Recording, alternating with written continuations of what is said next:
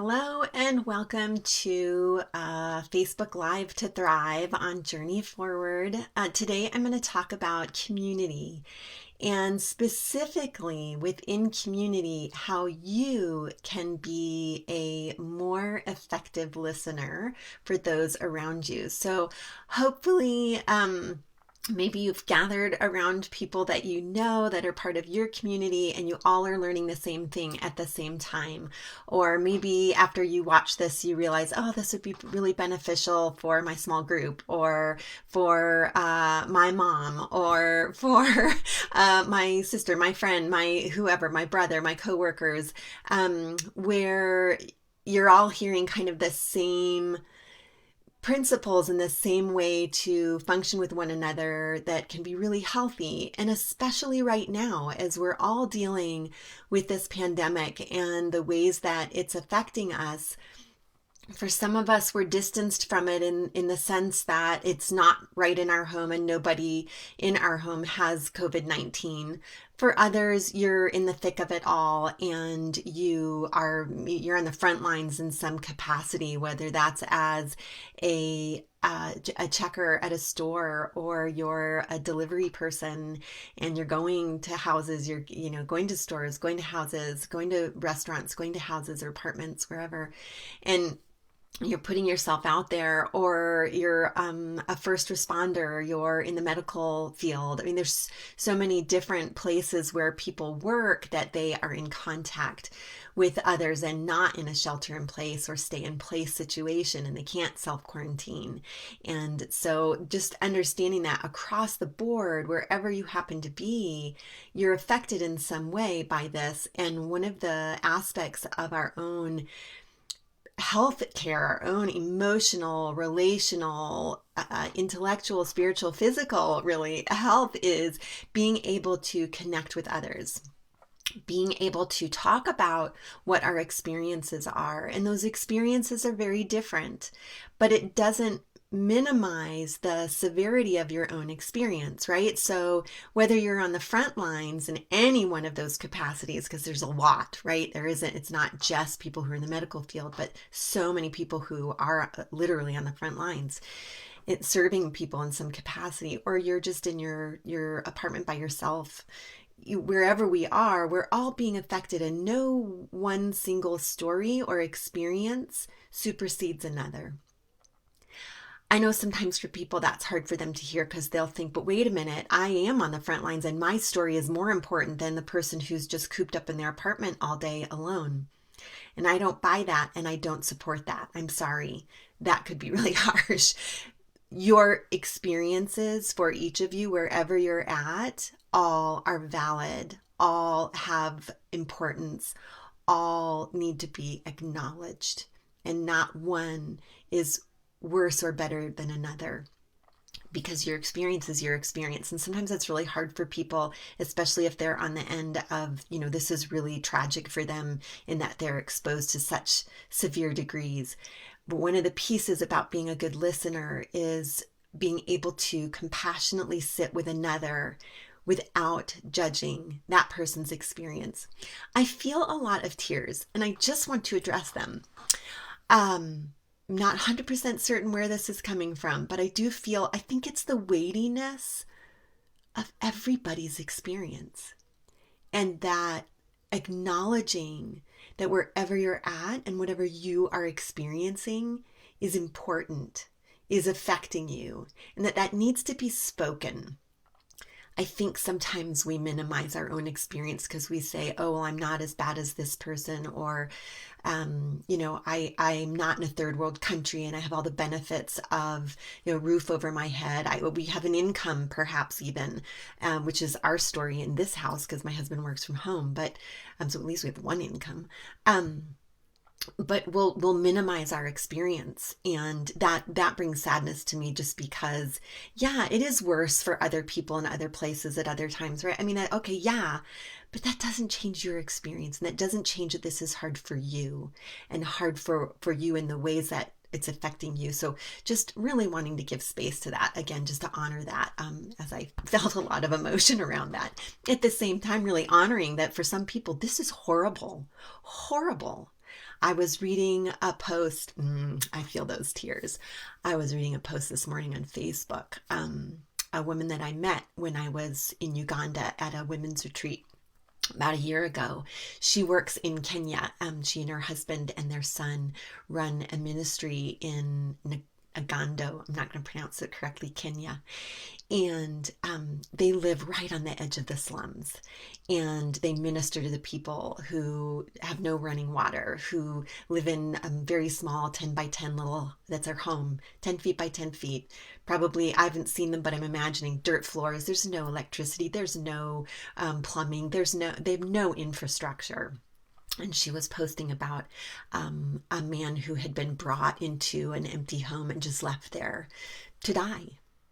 Because nobody wants to care for him, and they don't want to risk themselves probably, but they also probably don't have anything to give. And so just the gravity of that, right? That's really, really heavy. And I give space for that, and that affects me just to hear about it, right? I feel the heaviness of that. I go into prayer for that. But you might not be there, right? I'm kind of repeating myself, but you might not be there, and that's still hard, okay? Where you're at is still hard. So, deep breath as I move forward. All right. So in terms of being community for each other, how do we do that? Key elements of this are, one, I'm not going to hit everything possible, okay? So if I miss something and you're like, she didn't touch on this, just know I'm not going to hit everything in this time period, but I'll do my very best. I'll hit it as briefly as I can so I can get all the pieces in. You can be taught how to be a good listener. You can be taught how to have empathy for others. I know this from personal experience. I grew up in a home where we very much, my parents very much had the mindset of, with 6 children and a hotel to run that we lived in. And so they were around it all the time, working there all the time, kind of like growing up on a farm, family farm in a way. The business is right there and we lived right there.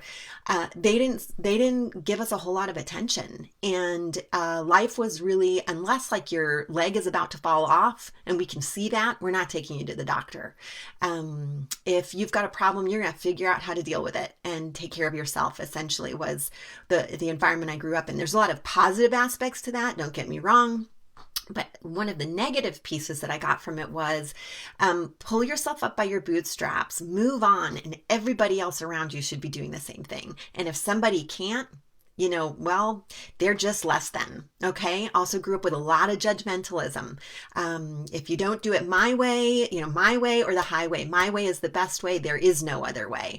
So I grew up with that mindset. I went about my life with that mindset. I encountered challenges in my own life that I just, contained away, because guess what? There's no time to really sit and feel those things. You need to just move on. And if you can't move on, you're weak. Okay. That's how I grew up. That is how and those words weren't necessarily spoken directly to me, but that was very loving parents in a sense. And they provided for me. And I want to say, okay, there's some really great stuff. And for many years of my life, I thought I had the best childhood ever. It wasn't until I tanked my life in the early 2000s that I realized, and we went through therapy, that I realized, oh my gosh, that couldn't have been farther from the truth in some aspects. There's some really unhealthy things there that I've had to go through a lot of therapy to rewind or got to lay down new track, right? So, new neural pathways. Anyway, my point in all of that is this. I have learned how to sit compassionately with others, how to not judge them, or how to put my judgment in check and stop and allow myself to listen to this person's story so that I can really be there with them. This is not something I was born with. This is not a natural gift of mine. And yet, guess what field I happen to be in? Counseling. And I have learned again and again what works and what doesn't, and how to hone my skills so that I can really sit compassionately with others. Okay. So you can learn this. So anybody who says, well, I'm just not a natural listener. Yeah, you are not. That could be true. Few of us are natural listeners, but you can learn. Okay. So stay with me in this and put these things into practice and see what happens. Okay. Because I know from personal experience and also from working with students that this is something you can learn. So there's that. No excuses. No excuses. All right. So first component is to be able to sit with another person. You do have to take your own agenda, your own ideas of how this person could solve their problems. I use the phrase fix, save, or solve. So often we go into a conversation with somebody where they're sharing with us about themselves, and our mindset is, well, I must have the answer for them. So I know how to fix their problem, save them from themselves, or solve their problem for them. Fix and solve, really similar. But I can fix, like I can offer what they need, and solve, right? I know what is going to solve this. If they just read this book, oh, I read this book and it really helped me. Or I read this verse and it like totally changed everything for me. I went to this seminar, blah, blah, blah, blah, right? We think we know, or we're listening to them tell us about their problem, what they're experiencing. And we've been there before too, and we knew what kind of worked for us, right? Just put all of that in check. Awareness, right? Foundation for everything. Being aware of what's going on in your own brain and body, as well as what's happening around you. Right? So be aware of where your brain is going, and that is to fix, save, or solve for this person in one way or another. And that needs to go. Okay. Maybe think of it, if you can't get it out of your brain, because few things can we actually really get out of our brain. Put that, I talked in one of the videos about, I think it was emotions, but about putting things in a container and imagining that container. So put your stuff in that container. Fix, save, and solve. They need to go in a steel, like I'm thinking of a bank vault. Something, seal that up, put the key away, and be like, okay, I cannot go there because this person needs me to just listen. Okay. So start there. Put that stuff in check. Judgmentalism. Put that in check as well. That's the part of you that decides that this person is less than. You start looking down on them in some way. Maybe whatever the person is saying you disagree with. So maybe it's the whole world is going to end, and I'm never going to be able to leave my apartment again. And you're sitting there listening, maybe on the phone, maybe it's FaceTime, maybe it's Zoom, Skype, Google Hangouts, however it is, texting, however it is that you're communicating face to face. And you're thinking, oh my gosh, this person is, first of all, Karen said that that's future tripping or catastrophizing, and it's not true. And so I better tell this person that. No, you better not. Few people are willing to hear anything you have to say unless they've first been heard. Right? They want to be heard. We all want to be heard. We want our experience to be heard. So even though you might have this judgmental attitude going on in your brain about, oh my gosh, this person's creating a story and it's not even true and real, and she's just making this all up and she's just overreacting, blah, blah, blah, blah. Okay, take that. That's going to need to go in your steel vault also. Okay? So put your judgmental attitude, your judgmental beliefs into a vault and set them aside. And again, just listen to what this person is saying. Hear the words, hear the emotion that's in there, and just be there with that person in that space. I know that this is really hard. It's easier for me when I'm in my office, when I'm with clients, because I have sort of that, okay, this is my role here. Just ask my husband who's watching right now if he's still on. Just ask him how compassionately I have been listening to him, because he's worried, he's concerned, right? And I don't always listen compassionately. And so I have to work on this too. It's not like I'm telling you and I do it all perfectly. I don't. I'm working on it too. And I realized the importance of this particular topic as I thought about how I am with my own people in my own home. So my daughter who's 28 and my husband. I don't have to say how old he is because he wouldn't like it anyway. But okay, so there's that. I know it's hard. I also know how important it is. I also want to encourage you to flip this to the other side of it, which is when you are the person, and some of us don't go there sometimes, so that's not going to be natural for you, but when you're the person speaking your experience, do you really want somebody to be telling you how to fix, save, or solve your problem? Or do you really want them to just listen to you? So have that mindset. Be for another essentially what it is that you want others to be for you, right? So keep that mindset. So thinking about this again, you've got pieces of you that are not trained to be a listener, you can learn. There are parts of you that are really judgmental, and those need to be put in a container. And there are parts of you that want to fix, save, or solve the other person or for the other person, and that needs to go in the container. So just sort of bringing you up to where we are at this point, just a quick recap on those three, right? So stay with me. All right, there's another place to go, and that is seek to understand.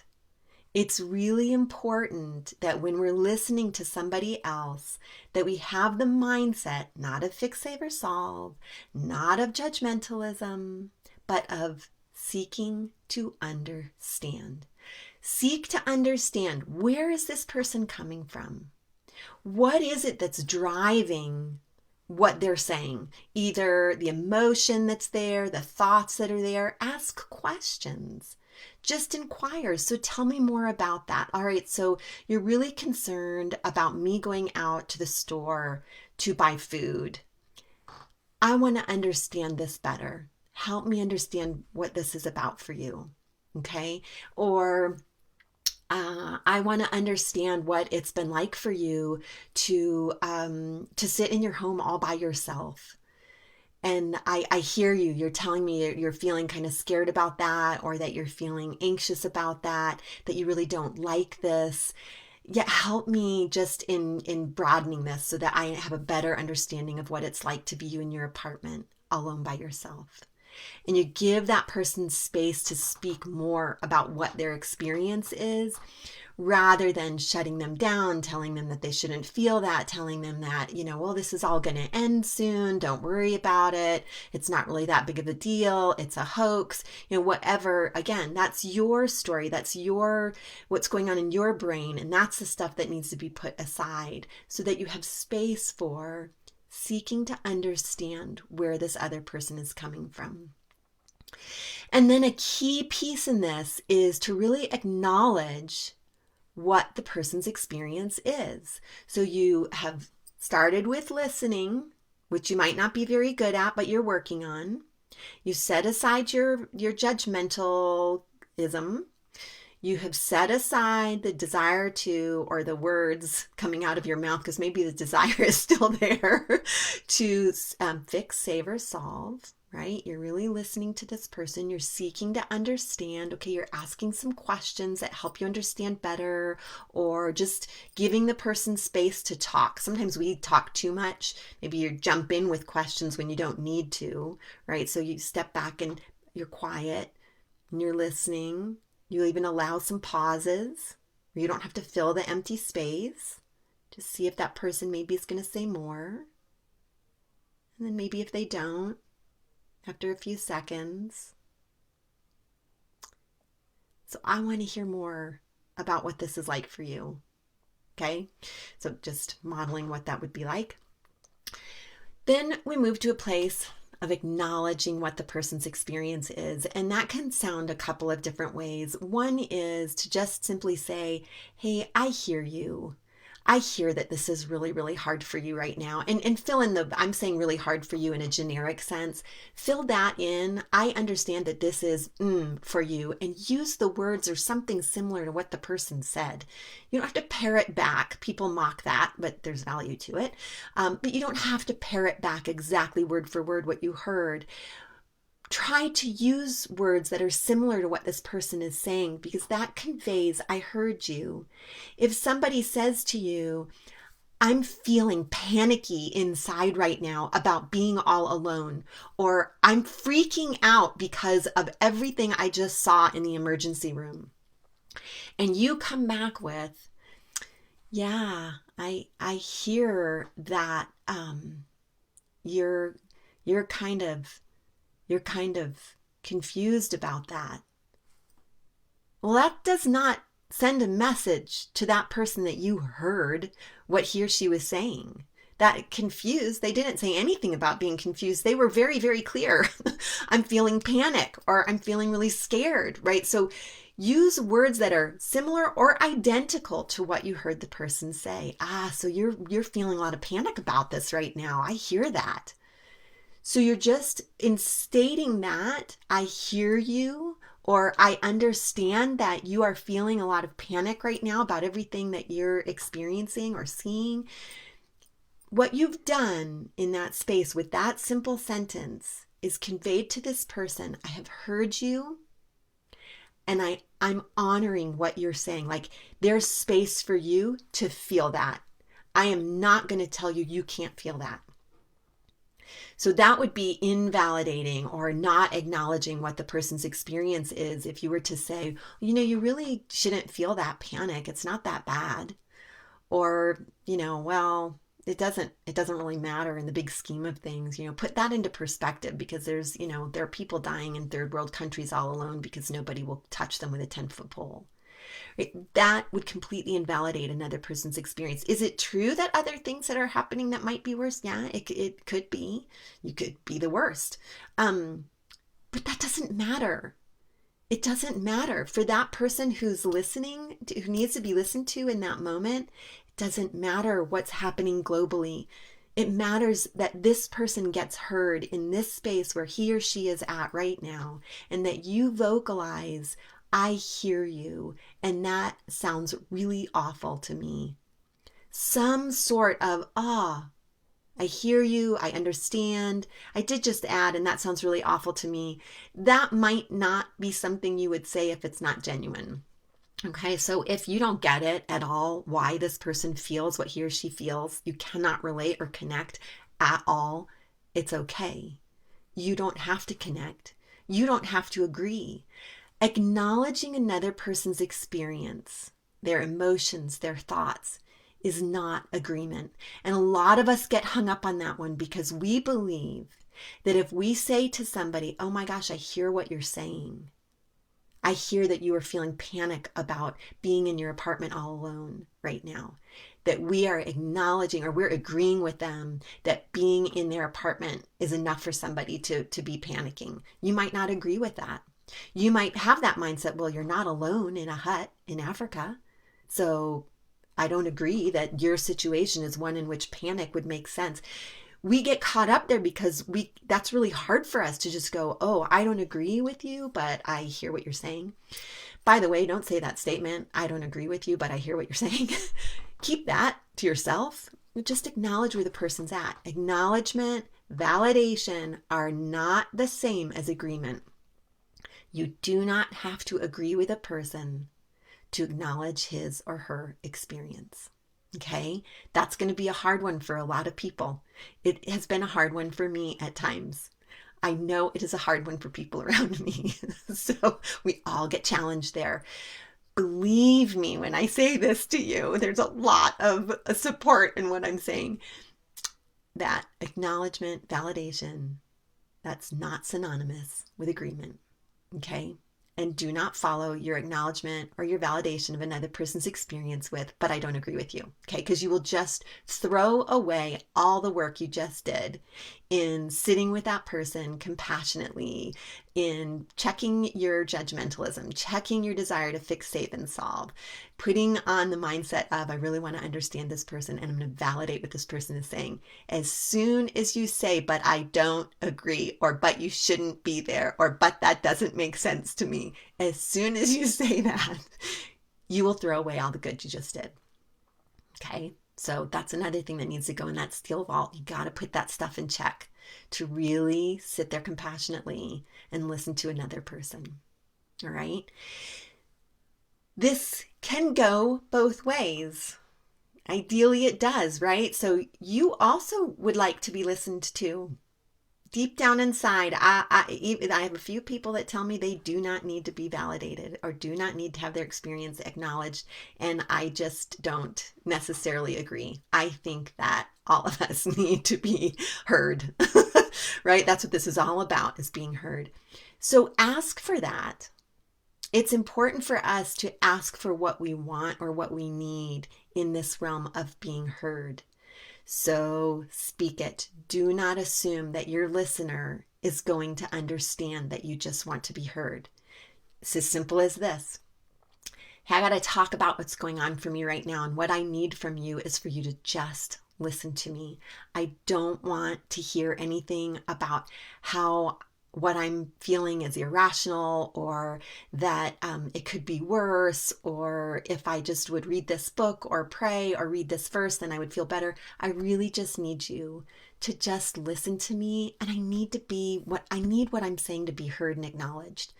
Will you do that for me? Ask for what you want. Sometimes we say what it is that we're experiencing, and then after that, after we've been heard, after the person acknowledges our experience or validates our experience, then we might open it up. And I'd really love to hear, thanks for hearing me on this. And I really would love to hear some ideas that you might have about what I could do. Okay, there's space for that. There can be. You might not ask for that. You might say, thanks, that's all I needed. I just needed to be heard. And that's it. I don't want anything more. But ask for what you want in that. So speak it if it's just wanting to be heard. Let the person, your listener, know that. If you want ideas, throw that out there too after you've been heard. Now I'm ready to hear some ideas. So this can be really challenging when you're hearing stuff from someone that you totally don't agree with. Again, like I was talking about, some of the irrational thoughts. After you validated that person, acknowledged his or her experience, you can ask, do you want to hear any ideas that I might have about how you could help yourself in this, or things that I've heard of that would maybe be helpful? Do you want to hear that? And if the person says no, let it go. Okay. If you ever do, let me know. Or, hey, I watched this Facebook Live and it's recorded on Journey Forward on the facebook.com/journeyforward site. And you could go listen to it. Or she also, by the way, put them on YouTube on her Journey Forward for Life YouTube channel. So they're over there as well. You guys throw that in there, but only if the person is open to it, right? Only if a person is open to it. If they're not, let it go. And maybe someday they'll come back to you and say, hey, you had some ideas of how I could deal with some of the emotion that I'm feeling. And I'd like to hear that now. So anyway, okay, that's it. That's it. It's not rocket science. This isn't impossible. Rocket science clearly isn't impossible either, because we have rockets. Isn't that an interesting phrase that we still use? Although it is a really challenging field for people like me whose brains don't think like that. I don't think in equations, so it would be, some things would be rocket science to me. But anyway, it is not that hard to do. This is not super hard. It's just not necessarily natural for most of us. And so it's going to take some practice, and it's going to take some training to do this, to really sit compassionately with another person, to put your judgmentalism aside, to put your fix, save, solve desires aside, to seek to understand, to acknowledge the person's experience, and then be there for them if they want anything more. Okay, it's really hard to do it, but not impossible. Write these things down on a sticky note or on a note on your phone. Put them out around you so you can be reminded of how you can do this in a healthy way. If you watch this with other people, or you have other people watch this video, then you can, because it's recorded, right? So it will be there. Then you could say, hey, could we do this thing? Or maybe you've watched it together and you say, hey, remember that video? I'm getting the sense right now that you're not really seeking to understand me. And I'd like to just be understood. Or I'm not getting the sense, I'm not hearing words of acknowledgement. Please, will you please just acknowledge what my experience is? I need to hear that. We're people. Oh gosh, we're not perfect, and we don't do this always really well, and we need each other, and we need to do this, and we need to be heard, and we need to hear. And yeah, especially right now, because there's not enough mental health help out there for everyone to be able to meet one-on-one with somebody. And ideally, we could have really strong communities where we are there for one another, whether that's within your family community or neighborhood community or a small group that's meeting online community. Whatever it is, your community, we need each other, and we need to be there for each other. That's how we are going to get through this pandemic. It's by being there for each other, by being willing to set aside our own agendas and our own egos, and being willing to really listen to another person and let them have their experience and acknowledge that's what the experience is that they're having. That is what is going to help. Ooh, and I feel the tears on this one, because I know that that is how we are going to get through this, and that we're going to get through it in a much stronger way. We can all be better people on the other side of this, and we can all be better people as we go through this experience if we show up for each other, if we can be support for one another. Because the way that we process this trauma, and I've said this in other videos, but I'll say it again, the way that we process this trauma, because that's what this is by talking with one another, by having connections with people who care about us, who are willing to listen to us, who are willing to validate, acknowledge our experience. Every time we're heard in our experience, the emotions that we're feeling, the thoughts that we're having, every time we speak those and they're heard, things start to settle a little bit. Our brains start to heal a little bit. And it doesn't become PTSD.